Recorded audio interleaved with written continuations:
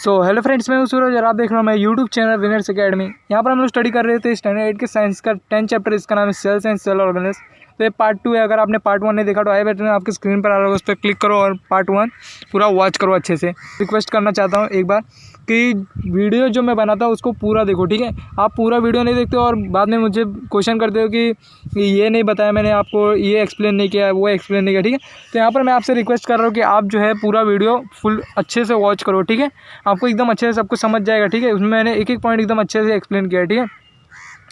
तो उससे पहले मैं आपको बताना चाहूँगा, अगर आपने मेरे चैनल को अब तक सब्सक्राइब नहीं किया तो फटाक से चैनल को सब्सक्राइब कर लो, ताकि जब भी मैं कोई नई वीडियो अपलोड करूँ अपने चैनल पे तो उसकी इंस्टेंट नोटिफिकेशन आपको सबसे पहले मिल जाए।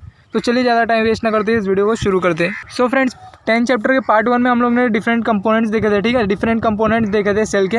अब यहाँ पर जो फोर्थ कंपोनेंट है, ठीक है, फोर्थ की फिफ्थ मुझे याद नहीं, बट यहाँ पर जो फोर्थ से मैं एज्यूम करता हूँ फोर्थ, ठीक है। तो ये फोर्थ जो कंपोनेंट है वो क्या है, एंडोप्लाज्मिक रेटिकुलम, ठीक है। तो यहाँ पर मैं आपको दिखाना चाहूँगा कि एंडोप्लाज्मिक रेटिकुलम जो होता है वो सेल के अंदर कहाँ पर होता है, ठीक है। सो फ्रेंड्स, यहाँ पर आप देख सकते हो, ठीक है। यहाँ पर आप जो है पूरा डायग्राम देख सकते हो। तो यहाँ पर आप देख सकते हो कि ये जो है इस पार्ट को, ठीक है, यहाँ पर आप देख सकते हो ये क्या है, एंडोप्लाज्मिक रेटिकुलम, ठीक है। यहाँ पर होता है एंडोप्लाज्मिक रेटिकुलम, न्यूक्लियस के नीचे, ठीक है। इतना आपको अच्छे से याद रख लेना। अब इसके बारे में हम लोग पूरा फुल एकदम डिटेल में स्टडी करेंगे, ठीक है। तो देख लेते हैं क्या दिया है एंडोप्लाज्मिक रेटिकुलम के बारे में। तो यहाँ पर आपको दो चीज़ जो है एकदम अच्छे से याद रखना है कि जो एंडोप्लाज्मिक रेटिकुलम होता है, ठीक है, एंडोप्लाज्मिक रेटिकुलम 2 पार्ट्स में डिवाइड होता है, ठीक है। तो सबसे पहला जो होता है वो होता है रफ एंडोप्लाज्मिक रेटिकुलम, ठीक है, क्योंकि इसके ऊपर क्या होता है, एक क्या होता है, राइबोसोम्स होता है, ठीक है। इसके ऊपर क्या होता है, राइबोसोम्स ऐसे बिखरे हुए होते हैं, इसलिए कैसा होता है, रफ होता है, ठीक है। और यहाँ पर जो दूसरा टाइप है वो होता है स्मूथ एंडोप्लाज्मिक रेटिकुलम, ठीक है। ये स्मूथ क्यों होता है, क्योंकि यहाँ पर क्या होता है, जो राइबोसोम्स, ठीक है, यहाँ पर राइबोसोम्स नहीं होते, यहाँ पर राइबोसोम्स नहीं होते, और यहाँ पर क्या होते हैं, राइबोसोम्स यहाँ पर फैले हुए होते हैं, इसलिए कैसा होता है, रफ होता है। और यहाँ पर नहीं होते राइबोसोम्स, इसलिए क्या होता है, ये स्मूथ होता है, ठीक है। इतना आपको अच्छे से याद रख लेना है कि जो एंडोप्लाज्मिक रेटिकुलम में 2 पार्ट में डिवाइड है, पहला रफ एंडोप्लाज्मिक, दूसरा स्मूथ एंडोप्लाज्मिक रेटिकुलम, ठीक है। तो यहाँ पर हम लोग स्टडी कर लेते हैं। एंडोप्लाज्मिक रेटिकुलम ट्रांसपायर्स इन टू फॉर्म्स, ठीक है। तो जैसा कि मैंने आपको बताया उसका 2 टाइप्स है, ठीक है। A type with ribosome studied surface and another with a smooth surface, ठीक है। तो एक ऐसा सरफेस होता है, ठीक है, यहाँ पर क्या होते हैं, राइबोसोम्स होते हैं, ठीक है। राइबोसोम्स उसके ऊपर क्या होते हैं, चिपके हुए होते हैं, ठीक है। वो कौन सा सरफेस होता है, वो होता है रफ होता है, ठीक है। कैसा होता है, वो रफ होता है। क्यों, क्योंकि उसके ऊपर क्या होते हैं, जो राइबोसोम्स है, ठीक है, राइबोसोम्स इसके ऊपर क्या होते हैं, अटैच होते हैं, ठीक है। इसकी वजह से वहाँ पर क्या होता है, रो कैसा हो जाता है, रफ हो जाता है, ठीक है। और दूसरा होता है स्मूथ सरफेस, ठीक है। वो स्मूथ क्यों होता है, क्योंकि वहाँ पर क्या होता है, राइबोसोम्स प्रेजेंट नहीं होते, ठीक है, इसलिए वो क्या होता है, स्मूथ होता है। तो इसका बताया the latter is called smooth endoplasmic reticulum, ठीक है। जो जहाँ पर राइबोसोम्स प्रेजेंट नहीं होते, ठीक है, राइबोसोम जहाँ पर प्रेजेंट नहीं होते वो क्या कैसा होता है, वो स्मूथ सरफेस होता है, ठीक है। उसी क्या कहते हैं, smooth endoplasmic reticulum. And the former is called rough endoplasmic reticulum, ठीक है। और जहाँ पर राइबोसोम्स प्रेजेंट होते हैं, ठीक है, राइबोसोम्स प्रेजेंट मतलब रफ, ठीक है, और एब्सेंट मतलब स्मूथ, ठीक है। इतना आपको अच्छे से याद रख लेना है। तो इसका बताया है this membrane form a continuous fold eventually joining the outer layer of the nuclear membrane, ठीक है। तो ये एक ऐसा एक फोल्डिंग टाइप आपको देखने को मिल जाता है। यहाँ पर आप देख सकते हो कैसा है, जो ये है एंडोप्लाज्मिक रेटिकुलम, ठीक है। तो यहाँ पर आपको बहुत सारी फोल्डिंग देखने को मिल जाती है, ठीक है। आउटर लेयर में जो है, ये जो बाहर का लेयर है, ठीक है, ये आउटर लेयर है, ठीक है, इसमें आपको क्या कहते हैं, बहुत सारी फोल्डिंग देखने को मिल जाती है, ठीक है। और भी ये किससे बना होता है, जो ये फोल्ड बना होता है वो किससे बना होता है, न्यूक्लियर मेम्ब्रेन से, ठीक है, न्यूक्लियर मेम्ब्रेन से बना होता है। इसके बाद यहाँ पर बताया except for sperm cell and red blood cell the endoplasmic reticulum is observe in every other types of eukaryotic cell, ठीक है। तो यहाँ पर सिर्फ स्पर्म सेल और रेड ब्लड सेल को छोड़ के बाकी सब जो भी जो भी सेल होते हैं, ठीक है, यूकैरियोटिक जितने भी सेल होते हैं उसमें क्या होता है, एंडोप्लाज्मिक रेटिकुलम होता है, सिर्फ स्पर्म और रेड ब्लड सेल को छोड़ के, ठीक है। उम्मीद करता हूं आपको समझ गया कि एंडोप्लाज्मिक रेटिकुलम क्या होता है, ठीक है। मैंने आपको बता दिया पहले कि एंडोप्लाज्मिक रेटिकुलम कहाँ पर प्रेजेंट होता है, ठीक है। अब ये जो एंडोप्लाज्मिक रेटिकुलम है 2 पार्ट में डिवाइड है, पहला रफ एंडोप्लाज्मिक रेटिकुलम, दूसरा स्मूथ एंडोप्लाज्मिक रेटिकुलम, ठीक है। जो रफ होता है, रफ क्यों होता है, क्योंकि उसके ऊपर क्या होता है, ये राइबोसोम्स प्रेजेंट होते हैं, ठीक है। और स्मूथ इसलिए होता है क्योंकि वहाँ पर राइबोसोम्स एब्सेंट होते हैं, ठीक है, इसीलिए वो क्या होता है, स्मूथ होता है। और इसका जो मेम्ब्रेन होता है, ठीक है, वो जो ये आउटर लेयर होता है, ठीक है, वो किससे बना होता है, न्यूक्लियर मेम्ब्रेन से, ठीक है। और सिर्फ स्पर्म सेल और रेड ब्लड सेल को छोड़ के जितने भी टाइप्स ऑफ यूकैरियोटिक सेल है, ठीक है। यूकैरियोटिक सेल मतलब जिसके अंदर ऐसे सेल जिसके अंदर न्यूक्लियस होता है, ठीक है, यू मतलब ट्रू, कैरियोट यानी न्यूक्लियस, ठीक है। ऐसे सेल जिनके अंदर न्यूक्लियस प्रेजेंट होता है उन सब में आपको एंडोप्लाज्मिक रेटिकुलम देखने को मिलेगा, ठीक है, सिर्फ स्पर्म सेल और रेड ब्लड सेल को छोड़ के, क्योंकि इसके अंदर एंडोप्लाज्मिक रेटिकुलम नहीं होते, ठीक है। सो फ्रेंड्स, यहाँ पर एंडोप्लाज्मिक रेटिकुलम के बाद हमारा जो नेक्स्ट कंपोनेंट है वो है गोल्जी कॉम्प्लेक्स। ठीक है, गोल्जी कॉम्प्लेक्स। तो इसे अलग अलग नाम से बोला जाता है। ठीक है, अलग अलग नाम है इसका। जैसे इसे गोल्जी कॉम्प्लेक्स कहते हैं, गोल्जी बॉडी कहते हैं, या फिर गोल्जी एपरेटस कहते हैं। ठीक है, क्या कहते हैं? गोल्जी कॉम्प्लेक्स, गोल्जी बॉडी या फिर गोल्जी एपरेटस कहते हैं। ठीक है, मैं आपको दिखा देता हूँ कहाँ पर प्रेजेंट होता है। ठीक है, ये सेल के अंदर कहाँ पर प्रेजेंट होता है। सो फ्रेंड्स, यहाँ पर आप देख सकते हो कि ये हमारा गोल्जी एपरेटस, ठीक है, गोल्जी एपरेटस के नाम से यहाँ पर है। ठीक है, तो यहाँ पर आप देख सकते हो कि यहाँ ये हमारा न्यूक्लियस है। ठीक है, न्यूक्लियस के नीचे क्या है? एंडोप्लाज्मिक रेटिकुलम, जैसे कि मैंने बताया था। और एंडोप्लाज्मिक रेटिकुलम के नीचे क्या है? हमारा गोल्जी एपरेटस। ठीक है, गोल्जी एपरेटस बोलो, गोल्जी कॉम्प्लेक्स, या फिर कोई भी बोलो, सब कुछ चलता है। ठीक है, तो यहाँ पर किसके? एंडोप्लाज्मिक के नीचे हमारा क्या है?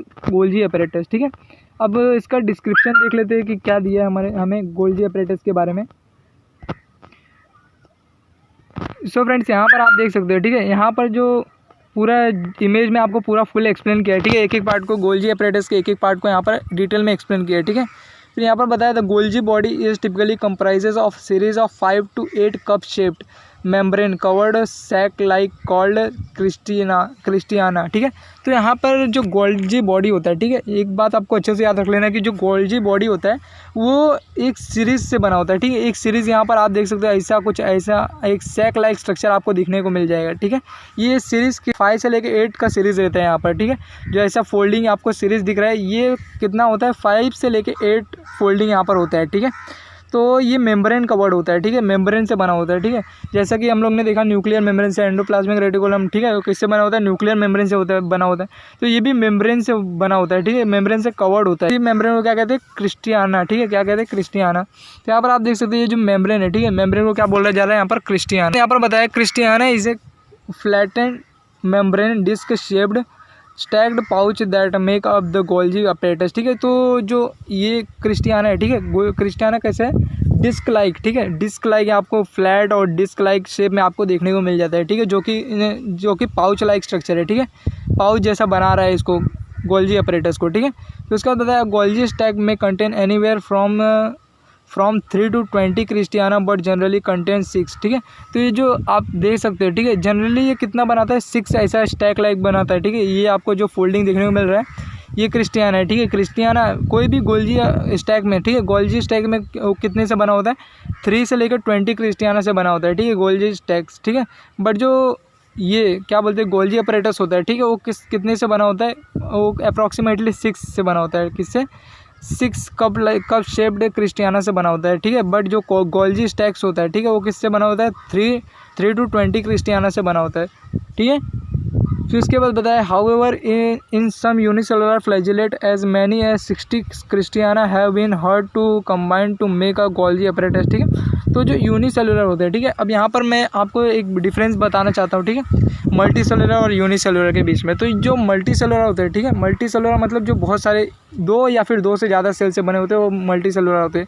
बट यूनिसेलुलर जो एक ही सेल से वो बने होते हैं, ठीक है, उनका जो फ्लैजिलेट होता है, ठीक है, वो किसने से बनता है? 60 क्रिस्टियाना से बनता है। ठीक है, जब 60 क्रिस्टियाना आते हैं कंबाइन होते हैं तो क्या होता है?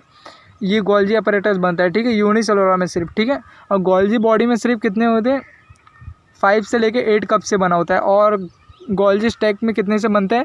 3 से लेकर 20 क्रिस्टियाना से बनता है। ठीक है, उम्मीद करता हूँ आपको समझ गए गोल्जी अपरेटस क्या होता है। सो फ्रेंड्स, यहाँ पर जो हमारा नेक्स्ट कंपोनेंट है सेल का वो है लाइसोसोम्स। ठीक है, तो यहाँ पर lysosomes are an important cell organelles found within eukaryotic animal cell. ठीक है, तो इससे पहले भी मैंने आपको यूकैरियोटिक का मतलब बता दिया। ठीक है, यूकैरियोटिक मतलब ऐसे ऑर्गेनिज्म जिनके अंदर न्यूक्लियस होता है। ठीक है, ऐसा सेल जिसके अंदर न्यूक्लियस होता है। ठीक है, तो ये एनिमल सेल, ठीक है, यहाँ पर एनिमल सेल की बात की हुई है। ठीक है, तो लाइसोसोम्स क्या होता है? इंपॉर्टेंट सेल ऑर्गेनेल होता है। ठीक है, तो ऑर्गेनेल्स मतलब क्या होता है? पार्ट्स होता है। ठीक है, क्या होता है? पार्ट होता है। ठीक है, जैसे अभी हम लोग बोले कि सेल, ठीक है, ऑर्गेनिजम्स, ठीक है, ऑर्गेनिजम्स कैसे होते हैं? पार्ट होता है। ठीक है, वैसे ही ऑर्गेनेल्स क्या होता है? पार्ट होता है। ठीक है, तो ये सेल का क्या है? एक इंपॉर्टेंट पार्ट है। ठीक है, वो कहाँ पाया जाता है? एनिमल्स, जो यूकैरियोटिक एनिमल सेल होता है, ठीक है, उसके अंदर पाया जाता है। ठीक है, लाइसोसोम्स, इतना आपको अच्छे से याद रख लेना। फिर इसके बाद बताया due to their particular function they are also known as the suicide bag of the cell. ठीक है, तो ये पेरिकुलर मतलब डिफरेंट फंक्शन। ठीक है, तो इसके डिफरेंट फंक्शन की वजह से इसे और एक नाम से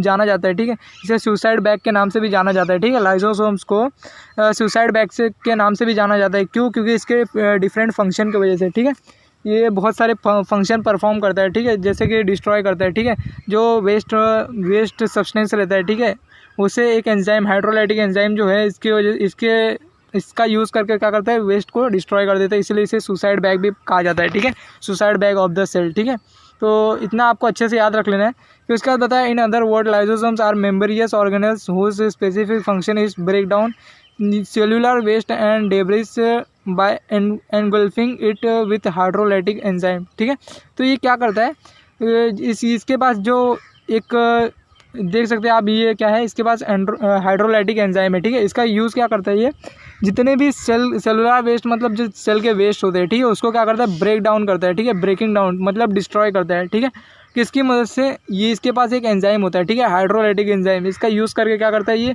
जितने भी डेब्रिस यानी क्या होता है, डेब्रिस यानी कचरा होता है, और वेस्ट मतलब भी कचरा होता है। ठीक है, सेलुलर वेस्ट मतलब कि अलग होता है। ठीक है, सेल का जो वेस्ट होता है। ठीक है, और ये डेब्रिस मतलब अलग होता है। ठीक है, तो इतना आपको अच्छे से याद रख लेना है कि एक ऐसा ऑर्गेनेल है। ठीक है, ये मेम्ब्रेनस ऑर्गेनेल है। ठीक है, इसके पास एक मेम्ब्रेन रहता है। ठीक है, यहाँ पर आपको मेम्ब्रेन भी दिख जाएगा।